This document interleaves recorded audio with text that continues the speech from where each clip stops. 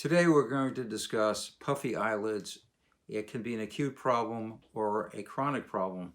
And people who get up every morning and look in the mirror can be very frustrated on their appearance after a night's sleep. They may be well rested, but they still have chronically puffy eyelids.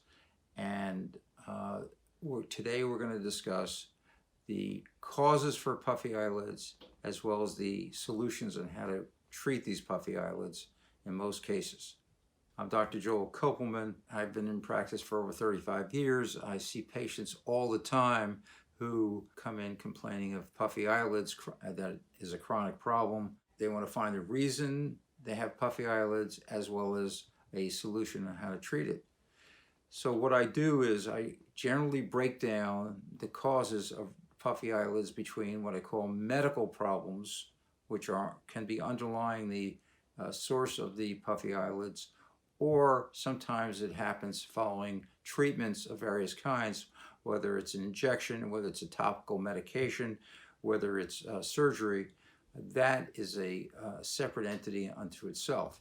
So to begin with, the medical causes of puffy eyelids usually fall under the category of number one, allergies. Allergies can occur either on a seasonal basis, where you can get hay fever or other seasonal allergies from dust and mites and so forth. In those cases, usually histamine is released due to the allergen, and that causes swelling to occur around the lower eyelid, which is usually the area where the skin is the thinnest in the body. The second category would be people who retain salt.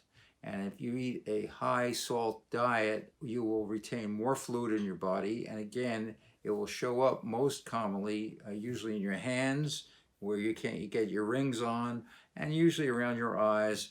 There will be quite a bit of swelling under your eyes. Sometimes the salt retention, however, is related to kidney abnormalities, because the kidneys flush out the salts and electrolytes. When people have abnormalities of the kidney function, some of these salts are retained in the body, and that is easily exhibited in the lower lid, usually again with swelling around the lower lid and upper lid sometimes. The fourth category would be people who rarely have a condition called Graves' disease, which is usually a thyroid-related eye condition, usually behind the eye, around the eye. There can be swelling of the fat and soft tissues around the eyeball itself, and that can cause a swelling to occur that can be chronic and quite significant. On rare occasions, there can be tumors that can occur under the eyelid skin in the deep portion of the eye or behind the eye that can cause bulging and swelling around the eye.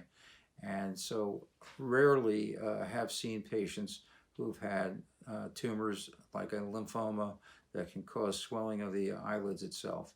So the last cause that we commonly encounter, of course, is bulging and swelling due to bulges of fat that are protruding, particularly in your lower lid or upper medial eyelid. And that has to be addressed surgically with a blepharoplasty, where we remove or reduce the amount of fat that's bulging forward. If you want to learn more about blepharoplasty and all the steps involved in blepharoplasty, please check out my other video, and I think you'll find it very informative. So what is the approach to treating, say, the medical problems? Let's start with the allergies. The allergies can be treated with either oral antihistamines, or sometimes we use topical ophthalmic eye drops that are antihistamines that can reduce the allergic response to the allergens floating in the air, sometimes from pet dander and mold in the house.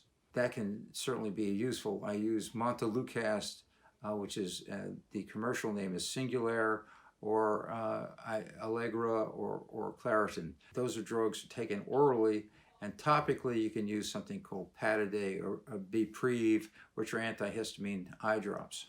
Now, in terms of salt retention, obviously, if you find that you're getting a lot of swelling following salty meals, then you're going to have to stop and rethink your diet and say, well, maybe I need a low salt diet in order to stop retaining salt in my bloodstream, which then is translated into swelling around the eyes.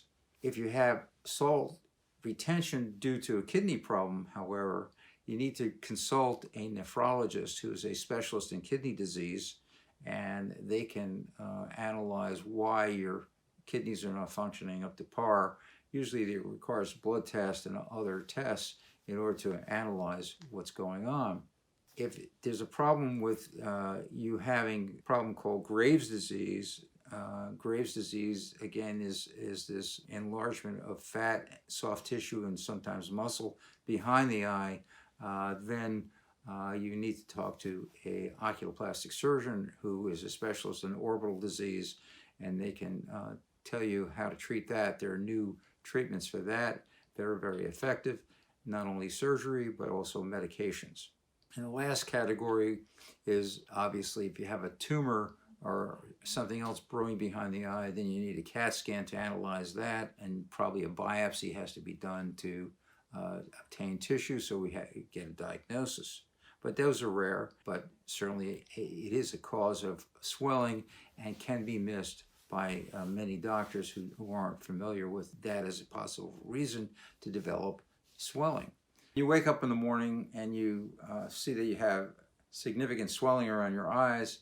What I would recommend is cold compresses. I think the caffeine creams and cucumbers, I think that's a lot of nonsense. I think the cucumbers just act as cold compresses, but they're not sterile, and applying them directly on your eyelid would not be a wise thing to do necessarily.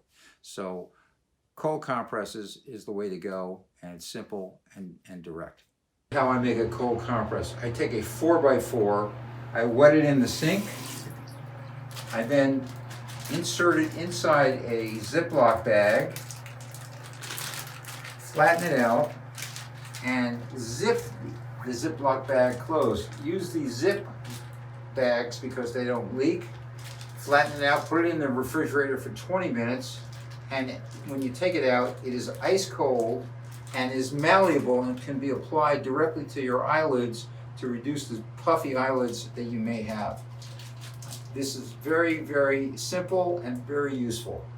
We've reviewed the acute causes of swelling as well as the chronic causes of swelling, and if you have chronic swelling, you should consult a physician who can analyze the underlying reasons why you have swelling. And they can be sometimes serious, but it's rare for that to occur, but you need to sort it out and find out what's causing the swelling. In regard to surgery, of course, we did the surgery to reduce the bulge, but post-operative swelling is, of course, totally normal part of the recovery process.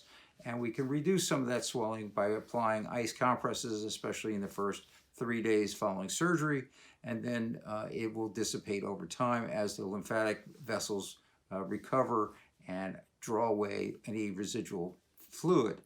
Now, if you have any further questions, please leave them below.